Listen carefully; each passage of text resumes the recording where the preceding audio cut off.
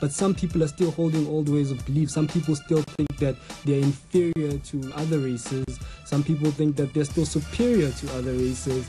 And these ideas are still being spread around, sometimes in silence, sometimes behind closed doors, sometimes overtly.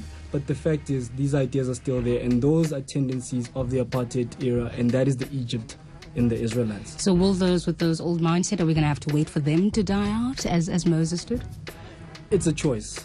It really is a choice. At this point in time, we have so much information at our disposition. We can, as individuals, we can choose to hold on to our beliefs, or we can choose to create new beliefs. We can choose to create new ideas. We have the power of creativity, and not only that, we have the awareness that we can actually make choices that can change. We can change our lifetimes.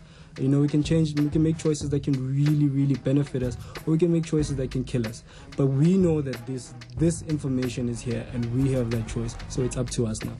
Let's take some calls. 0891 104 207, 0891 104 207, SMSs to 34701. Jazz in Newcastle. Oh, I don't know what's going on here. Okay, let's see if we can pick up Pat in Mafeking. Hi, Pat.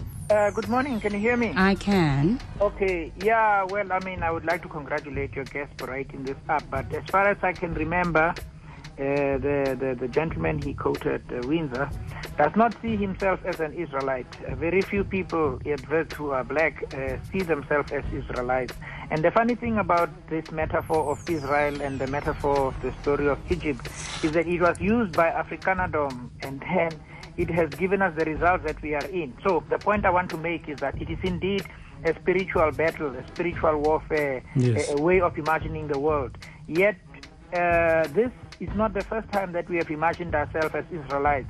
And we are living in a secular democracy, a secular democratic state that has given us the result of the world we live in. So in a way, this does not teach us to respect God as such. The issue of God is in the private domain. It is not what the university teaches. So it's almost like we're not escaping the prison, because our imagination are captured by the religious books, but the institutions do not teach us to even talk about religion.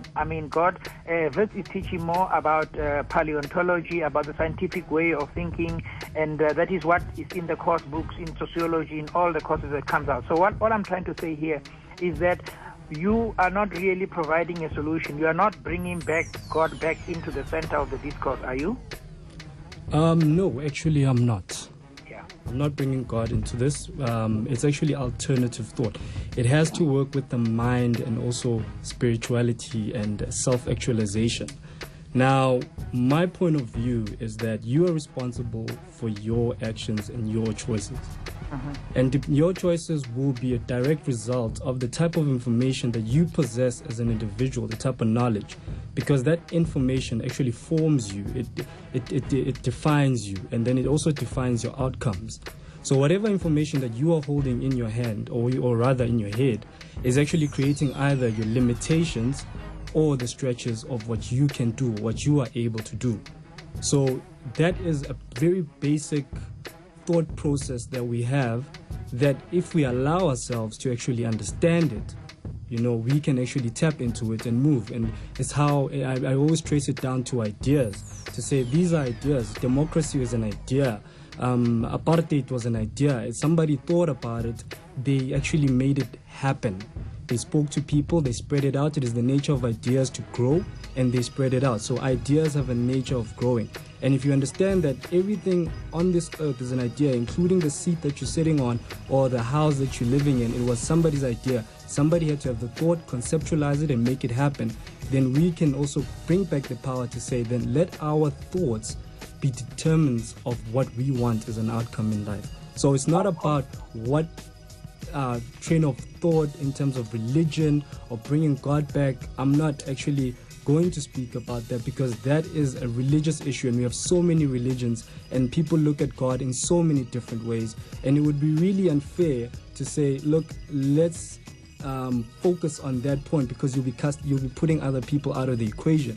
This is South Africa. We have a united country, and we need to look at it from an individual point of view for the benefit of the collective. Last comment. Can I just make one last comment? Very quickly, Pat, because I've got other people. The comment I make is that is our wilderness, the fact that we have taken God out of the picture. Thank you. Thanks, Pat. Let's hear from Jazz in Newcastle. Hi, Jazz. Hello, Siki. Hi. Sorry, I don't know what happened there. Sorry, that was my fault completely. No problem. Siki, I'm a bit confused. Your honorable guest there blames apartheid, yet at the same time speaks about choice. To get to the point, I think the Egypt correlation or comparison is wrong, because I believe that people become slaves because they allow themselves to be slaves. It is no different from a woman and how she demands that a man treats her, you see. I have that belief. I think with always blaming apartheid as black people, we're creating a phantom, in essence. We're creating a victim mentality for ourselves so that in failure, we have something to blame. But in success, we will never blame apartheid. Oh. And I've seen a lot of black people that have come through with Bantu education and have really made it to the top, purely because the mind was in the right place. You know, Siki, I come from quite a fantastic family.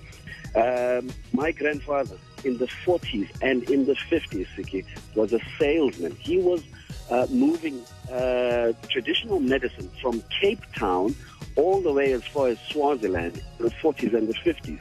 And this simply points to one thing. It points to the mindset. Another point, as I understand it, South Africa had a second Land Act in the 30s. And this is because the same people that were disenfranchised by the Land Act of 1910, which were black farmers, were able to get their minds around the loss of land and were still successful businessmen, hence the second Land Act in this country. Thanks, Jazz. We'll talk about that in a moment. Bruce, in Knysna, morning. Yes, hi, man. Thank you, George. Ntsikelelo Mzibomvu.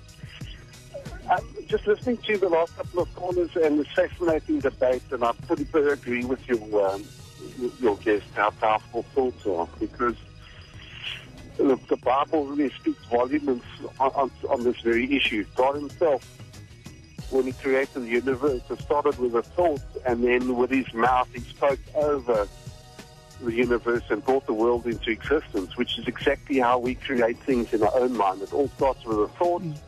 We speak over it, and that's where the creation process begins, exactly the same as God did over millennia to create the world. So at the end of the day, when we look at the scriptures, it teaches us how powerful thoughts are, and negative thoughts take up real estate. They take up a real part in our mind. So to change anything, you need to have the thoughts that grow those thoughts over time, that cloud over anything else. Believing in the negativity clouds your thinking.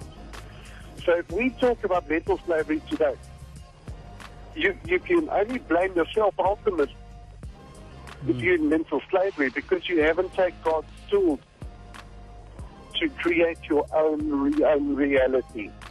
So we can't blame apartheid or anything else. We've got to blame our departure from God and God's word and how to control our own minds ultimately for all the ills in the world. All right, thanks, and that's Bruce. the choice that comes back to it at the end of the day. Thanks. Thanks, Bruce. Let's hear from Mbisani in Midrand. Hi. Hi, how are you? Good, thanks. Good. First, I just want to commend Ntsika. I know him very well. We grew up together in Guatemala. I just want to commend him for how he's been able to articulate, what he's trying to express in the book, even though I have not had the opportunity to go through the book myself. But what's impressive about him is how he's been able to transcend, religion in terms of his approach. So it's to try and express the truth that he's been trying to communicate, And I think that's extremely commendable, given also our religious background and almost the dogmatic way in which we're brought up, And I think it shows growth, it shows maturity, for one to be able to say, I'm actually going to dare, I'm actually going to be bold enough to put aside, what has been inculcated in me as part of my growing up, and actually dare to think differently, So I just wanted to say well done, and may you continue on that path, to explore that freedom of thought, But I'm very keen to get hold of the book and delve into the sort of ideas that he's been discussing a bit further.